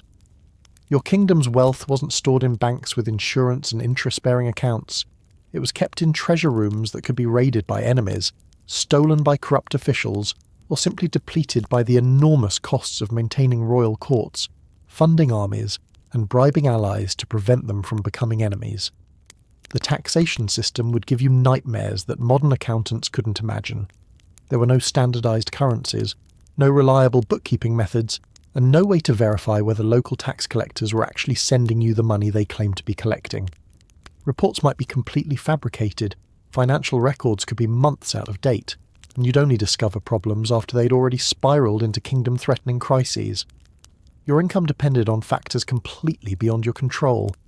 Bad weather could destroy harvests and eliminate your agricultural taxes. Wars could disrupt trade routes and cut off your commercial revenue. Diseases could kill livestock and devastate the economic foundation of entire regions. And when these disasters struck, guess who your subjects would blame? The royal family whose job was supposedly to ensure divine favour and earthly prosperity. International trade was essentially organised gambling, where merchant expeditions could be destroyed by pirates, storms, wars, or simple navigation errors. Your kingdom's prosperity might depend on spice routes that could be blockaded, salt mines that could flood, or wool production that could be wiped out by sheep diseases. Economic planning meant hoping that nothing catastrophic happened before the next harvest season. But here's what would really break your spirit. The realization that even when you made correct economic decisions, they could be undermined by factors that had nothing to do with your actual governance abilities. A plague outbreak in a distant kingdom could crash commodity prices and destroy your carefully planned budget. A succession crisis in an allied nation could eliminate crucial trade partnerships and leave your economy in ruins. The debt management systems available to medieval kingdoms would terrify modern financial advisors. You couldn't declare bankruptcy and start fresh. You had to keep paying obligations that might have been incurred by previous rulers decades earlier. Royal debts were inherited along with crowns, and creditors expected payment regardless of whether current economic conditions made those payments feasible. Foreign loans came with interest rates and collateral requirements that could literally cost you your kingdom if you defaulted. Italian banking houses would demand territorial concessions, marriage agreements, or military alliances as security for their investments. Borrowing money to solve immediate problems often created larger long-term crises that would plague your reign for years. Your personal expenses were simultaneously trivial and enormous. You couldn't reduce the ceremonial cost that demonstrated royal authority without appearing weak to your enemies and allies. Those elaborate feasts, expensive clothing, and costly diplomatic gifts weren't optional luxuries. They were essential political tools that maintained your kingdom's prestige and prevented more expensive military conflicts. But every gold coin spent on royal pageantry was money that couldn't be used for infrastructure improvements, military preparations, or emergency relief for your suffering subjects. You'd be trapped between competing demands that all seemed equally urgent and equally impossible to fulfill with your limited resources. The currency fluctuations that medieval kingdoms experienced would make modern exchange rate volatility look stable by comparison. The actual silver content of coins varied depending on who minted them and when. Foreign currencies might be accepted at different rates in different parts of your kingdom. Even determining the real value of your wealth required expertise that few people possessed. Counterfeiting was rampant and detection methods were primitive. Your treasury might be filled with coins that looked genuine but contained less precious metal than their face value suggested. International trade negotiations could fall apart because nobody could agree on actual currency values or verify the authenticity of payment methods. Now let's examine something that would absolutely shatter your sense of personal autonomy: the marriage market that treated you like a commodity to be bought, sold, and traded for political advantage. We've touched on this before, but the reality was even more dehumanizing than you're imagining. Your value as a marriage prospect wasn't determined by your personality, intelligence, or compatibility with potential husbands. It was calculated based on your kingdom's military strength, your family's political connections, your father's wealth, and your potential fertility. You were essentially livestock being evaluated for breeding purposes and political utility. The negotiations surrounding your marriage would be conducted entirely by men who viewed you as a strategic asset, rather than as a human being with thoughts, feelings, and preferences. Your father, your husband's representatives, and various diplomatic intermediaries would haggle over your dowry, your inheritance rights, and the political concessions that would accompany your transfer from one kingdom to another. These negotiations could take years to complete, during which time you'd live in constant uncertainty about your future while being prohibited from forming any emotional attachments that might complicate the eventual political arrangements. You couldn't fall in love, pursue personal interests, or make long-term plans because your entire existence was contingent on diplomatic agreements that could change without warning. The contracts governing your marriage would be more detailed and restrictive than modern business partnerships. Every aspect of your future life would be predetermined: where you'd live, how you'd be supported financially, what rights you'd retain to your birth family's property, how your children would be educated, and what would happen to you if your husband died or decided to divorce you. Your wedding ceremony wouldn't be a celebration of love and commitment. It would be a public transfer of ownership disguised as a religious ritual. The vows you'd speak wouldn't reflect your actual feelings or intentions. They'd be political statements designed to formalize diplomatic agreements and demonstrate your submission to your new role. Your wedding night wouldn't be a private, intimate moment between newlyweds. It would be a diplomatic transaction that required witnesses to confirm consummation and establish the legal validity of your marriage. Your most personal and vulnerable moments would become matters of state record that could be used as evidence in future political disputes. But perhaps most heartbreaking of all, you'd be expected to express gratitude for arrangements that treated you like property being transferred between male relatives. Showing reluctance, expressing preferences about potential husbands, or demonstrating insufficient enthusiasm for political marriages would be considered selfish behaviour that put personal desires above family honour and national interests. The propaganda surrounding royal marriages would constantly reinforce the fiction that you were honoured and privileged to sacrifice your autonomy for the greater good. Poets would compose romantic verses about your beauty and virtue. Artists would create flattering portraits that emphasized your royal dignity, and chroniclers would describe your wedding as a fairy tale romance that blessed both kingdoms with divine favour. This systematic gaslighting would make it almost impossible to trust your own feelings about your situation. When everyone around you insisted that you were living a blessed life filled with honour and luxury, doubting that narrative would seem like ingratitude or madness, rather than a reasonable response to obvious injustice. Let's talk about something that would drive you to complete psychological breakdown: the constant surveillance that made every moment of your life a public performance subject to analysis and criticism. Privacy wasn't just rare in medieval royal life, it was literally impossible. Your bedchamber wasn't a private retreat. It was a semi-public space where servants, guards, and officials had legitimate reasons to enter at any time. Your sleep patterns, your conversations with your husband, your personal habits, and your emotional state would all be observed and reported to people who could use that information against you. Your correspondence wasn't confidential communication. It was intelligence that could be intercepted, copied, and analysed by enemies who wanted to understand your political intentions, your personal relationships, and your kingdom's strategic vulnerabilities. Every letter you wrote had to be carefully crafted to avoid revealing information that could be used against you. Your meals weren't just sustenance. They were political theatre where your food choices, your appetite, and your dining companions would all be interpreted as signals about your health, your loyalties, and your kingdom's stability. Eating too much might suggest gluttony or anxiety. Eating too little could indicate illness or depression. Even your table manners would be scrutinised for signs of inadequate royal breeding. Your religious observances weren't private spiritual practices. They were public demonstrations of piety that had to meet community standards while avoiding any appearance of excessive devotion that might suggest fanaticism or political disloyalty. Your prayers, your charitable activities, and your relationships with clergy would all be monitored for evidence of appropriate Christian virtue. Your recreational activities weren't personal entertainment. They were diplomatic opportunities where your skill at music, dancing, or games would be evaluated as indicators of your cultural sophistication and your kingdom's artistic achievements. Poor performance might suggest inadequate education or declining mental capacity that made you unfit to rule. Even your private bodily functions weren't actually private. Your monthly cycles, your digestive health, your energy levels, and your overall physical condition would be monitored by court physicians whose reports could influence major political decisions about military campaigns, diplomatic negotiations, and succession planning.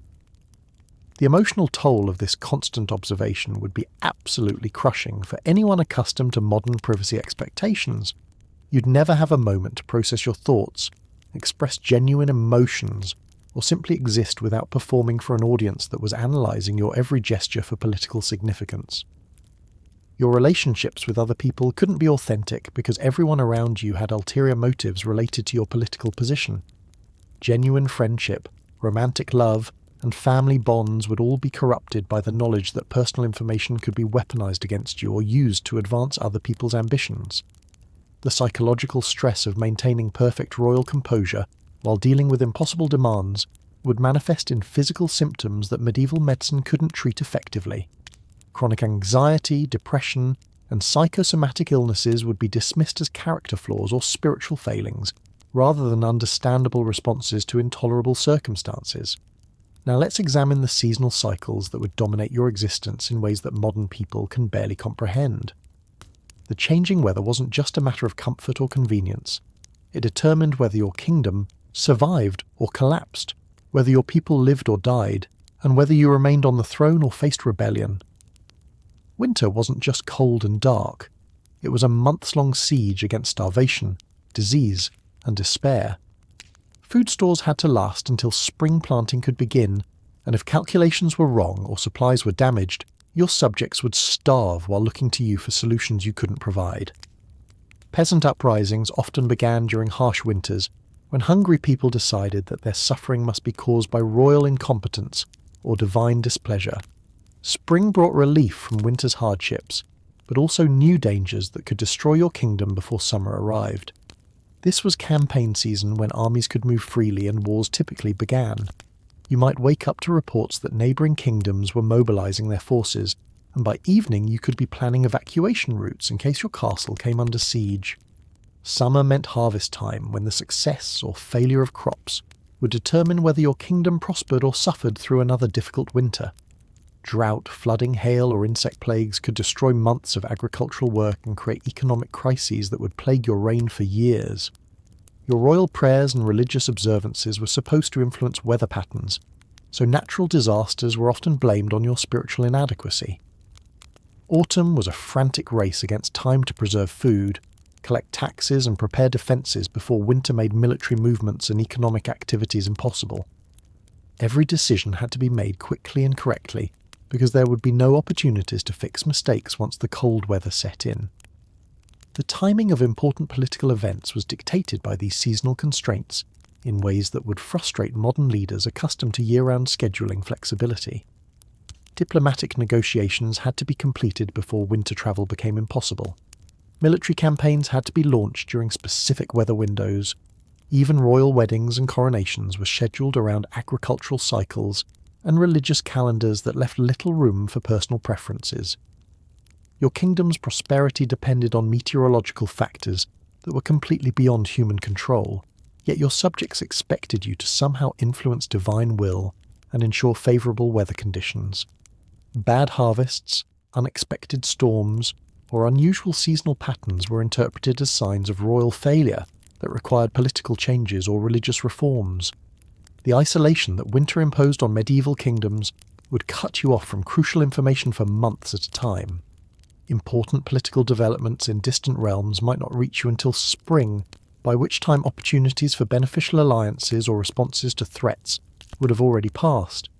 But here's what would really break your spirit about these seasonal cycles: the realization that your entire reign was essentially a series of gambles against forces you couldn't control or predict. Every winter was a bet that your food supplies would last. Every spring was a wager that enemy armies wouldn't attack. Every summer was a gamble that crops would grow successfully.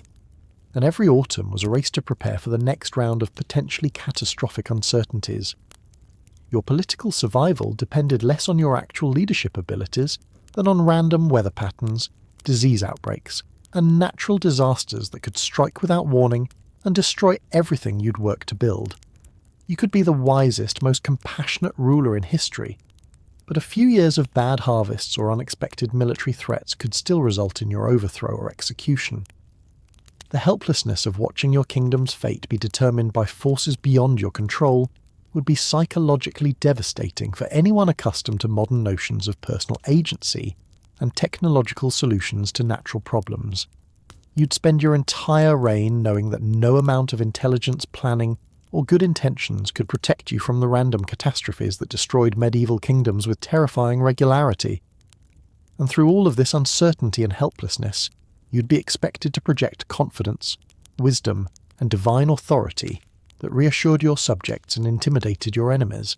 Showing doubt, fear, or acknowledgement of your actual limitations would be interpreted as weakness that invited rebellion or invasion. This is why you wouldn't last a day as a medieval queen.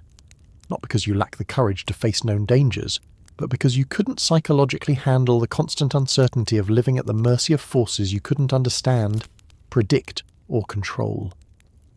The crown wasn't a symbol of power over your destiny. It was a target that marked you for destruction by the random cruelties of a world that crushed human ambitions as casually as autumn frost kills summer flowers. The fairy tale ending was never real. It was a beautiful lie designed to hide the truth that medieval queenship was a form of elaborate torture, disguised as honour, a death sentence disguised as privilege, and a prison disguised as a palace. And the women who wore those crowns paid for that deception with their health, their happiness, their children, and ultimately their lives. So when you watch those movies about medieval princesses living happily ever after, remember the real queens whose stories were too brutal for Hollywood to tell. Remember that behind every beautiful gown was a woman suffocating in silk. Behind every glittering crown was a woman whose neck was breaking under its weight. And behind every royal smile was a woman screaming silently into the void. You wouldn't last a day as a medieval queen because you're human. And being human was the one thing that medieval queenship was specifically designed to destroy. But even knowing all of this, even understanding the impossible nature of medieval queenship, there's one final twist that would crush whatever remains of your spirit. You'd realise that despite all your suffering, all your sacrifices, all the humanity you'd surrendered in service to the crown, history would remember you only as a footnote. Your intelligence would be attributed to your male advisors. Your successes would be credited to your husband's policies. Your failures would be blamed entirely on your feminine weakness. The chronicles written about your reign would reduce you to a handful of facts. Whether you produced male heirs, whether you died in a scandal, whether your marriage strengthened or weakened political alliances, the poetry you might have written, the lives you saved through quiet intervention, the moments of genuine wisdom that prevented wars, none of that would matter to the men who recorded history for posterity. Your daughters would grow up reading about queens who came before you, and they'd learn the same lesson every royal woman learned, that no matter how much you achieved, how much you endured, or how brilliantly you navigated impossible circumstances, your worth would always be measured by your success in roles that were designed to be impossible to fulfill perfectly. The kingdom you devoted your life to protecting would continue using the same brutal system to destroy the next generation of royal women. Your example wouldn't inspire reform or create better conditions for future queens. It would simply become another cautionary tale about the price of wearing a crown while being born female. Even your death would be primarily significant for its political implications, rather than as the loss of a complex human being who had dreams, fears, and desires just like everyone else. Your funeral would be an opportunity for your successors to demonstrate their own power, and for foreign dignitaries to assess your kingdom's stability without you. The religious services held in your memory would praise your piety and submission rather than your courage and intelligence. The sermons would hold you up as an example of proper feminine virtue, while carefully avoiding any mention of the impossible contradictions you'd been forced to navigate between strength and submission, authority and obedience. Your tomb would bear an inscription that reduced your entire life to your relationships with the men who had owned you. Beloved wife of King so-and-so, devoted mother of Prince such-and-such, faithful daughter of Lord whatever. As if you'd never existed as an individual with your own thoughts, accomplishments and struggles. The artists commissioned to create your memorial portraits would paint you as they thought a queen should look rather than as you actually were. Serene, beautiful, untouched by the suffering that had marked your real face. The woman in those paintings would be a propaganda tool designed to inspire future royal women to accept their fate with grace. But here's the most heartbreaking irony of all. Despite everything we've discussed, despite all the evidence of how brutal and dehumanizing medieval queenship really was, part of you might still be thinking that surely some of these women found happiness. Surely some of them managed to carve out moments of joy, love, and personal fulfillment within the constraints of their impossible lives. And you'd be right. Some did. But that's exactly what makes their stories so tragic. Because the brief moments of genuine happiness that medieval queens experienced only highlighted how much they were being denied the rest of the time. A stolen conversation with a trusted friend, a quiet moment holding a newborn child before political necessities tore them apart, a sunset viewed from a castle window while momentarily forgetting the weight of the crown. These glimpses of what life could have been made the daily reality of what life actually was even more unbearable. It's easier to accept suffering when you've never known anything better. It's torture to glimpse paradise, and then watch it being systematically destroyed by forces beyond your control. The medieval queens who found ways to experience love, friendship, intellectual stimulation, or creative expression had to hide those aspects of themselves carefully. Showing too much happiness could be interpreted as frivolity that made you unfit to rule. Displaying too much intelligence could threaten men who needed to believe that women were naturally inferior. Even expressing maternal love too openly could be seen as weakness that enemies might exploit. So they learned to compartmentalize their humanity, to lock away the parts of themselves that made life worth living, and only let them out in moments of careful privacy that became rarer and more dangerous as their reigns progressed. They became experts at performing contentment while feeling despair, projecting wisdom while drowning in confusion, and maintaining dignity while being systematically humiliated. And the most successful queens, the ones who managed to survive their reigns and avoid execution or assassination, were often the ones who became most skilled at destroying their own humanity in service to their political roles. They learned to stop feeling pain when their children were taken away, to stop hoping for love from marriages that were business transactions, to stop expecting justice from legal systems that viewed them as property. This psychological adaptation that allowed them to survive was itself a form of death. They became living ghosts, going through the motions of queenship while the real women they might have been slowly suffocated under layers of political necessity and royal performance. The tragedy wasn't just that they died young, though many did. The tragedy was that they often stopped truly living long before their hearts stopped beating. They became perfect queens by ceasing to be human, and the kingdoms they served praised them for that transformation while remaining oblivious to what had been lost in the process. This is the final reason why you wouldn't last a day as a medieval queen. Not just because the physical hardships would break your body, though they would. Not just because the political pressures would shatter your mind, though they could. But because the slow erosion of everything that makes you yourself would be more terrifying than death. You'd realise that the choice wasn't between being a successful queen or a failed one. The choice was between being a queen or being human. And once you understood that those two things were mutually exclusive, you'd face a decision that no person should ever have to make. Some medieval women chose queenship and lost themselves in the process. Others chose to remain human and were destroyed by the system that couldn't tolerate authentic humanity in positions of power. But very few managed to be both, and those who did paid prices that would make your strongest nightmares seem like pleasant dreams. So when you close your eyes tonight in your warm, safe bed, in your private room, surrounded by people who love you for who you are rather than what you can provide them, remember the women who never had those luxuries. Remember the queens who wore golden chains instead of jewellery, who lived in prisons disguised as palaces, who died a little more each day while the world celebrated their privilege. And that brings us to the end of our journey tonight.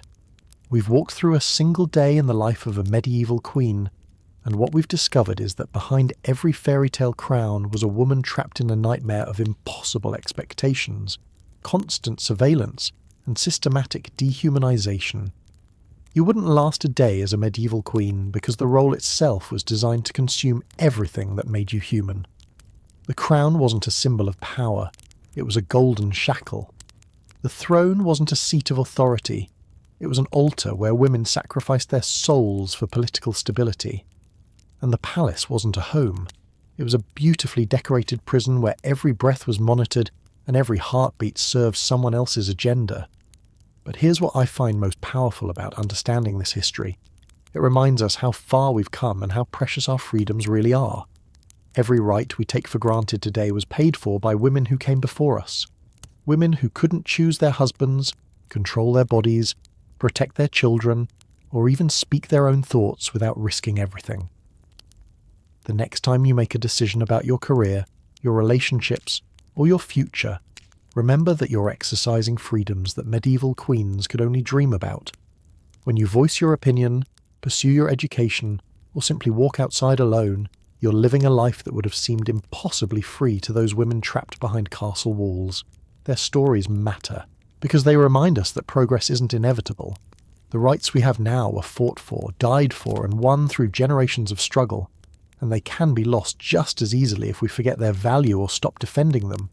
So tonight, as you drift off to sleep in your own bed, in your own room, with your own choices spread out before you like a map of infinite possibilities, take a moment to appreciate the simple miracle of being free. Free to love who you choose, free to speak your mind, free to dream your own dreams instead of living someone else's nightmare. Because you wouldn't last a day as a medieval queen, and that's not a failure. That's proof that you're beautifully, completely, authentically human. And in a world that once tried to crush that humanity under golden crowns and impossible expectations, being human is the greatest victory of all. Thank you for joining me on this journey through history's darkest corners. If this opened your eyes to something new, hit that like button. And if you want to explore more stories that challenge everything you thought you knew about the past, subscribe and ring that notification bell. Let me know in the comments what other historical myths you'd like me to shatter next time. Until then, sleep well in your freedom. And remember, the best crown you can wear is the one that lets you keep your soul.